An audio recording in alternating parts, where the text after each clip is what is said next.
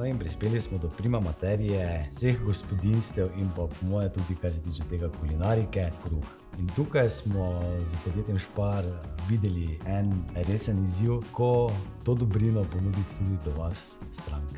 No in lepota tega kruha se ne skriva samo v obliki, ampak predvsem v drožeh, katere pač dajo ta neizpodbit okus pa specifiko temu kruhu. Hkrati smo izbirali slovenske sestavine, se pravi od moke, olja, in tu smo se obrnili na oljarno Kozbek, katera nam je odstopila bučno olje ter bučno prgo, pa seveda mlino Korošec za osnovo, in to je moka. Iz vseh teh sestavin, katere sem vam pokazal, bomo naredili en hiter recept.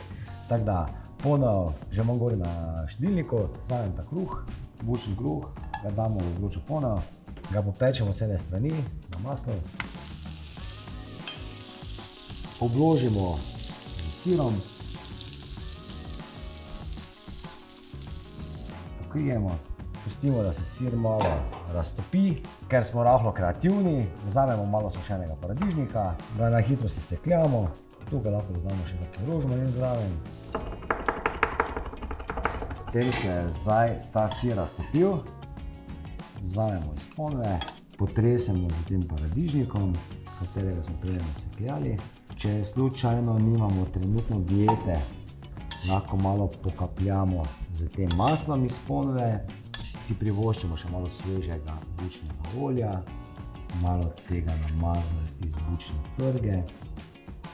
No, jed je gotova, krostate so pečene, vidite, enostavno 3-minutna jed.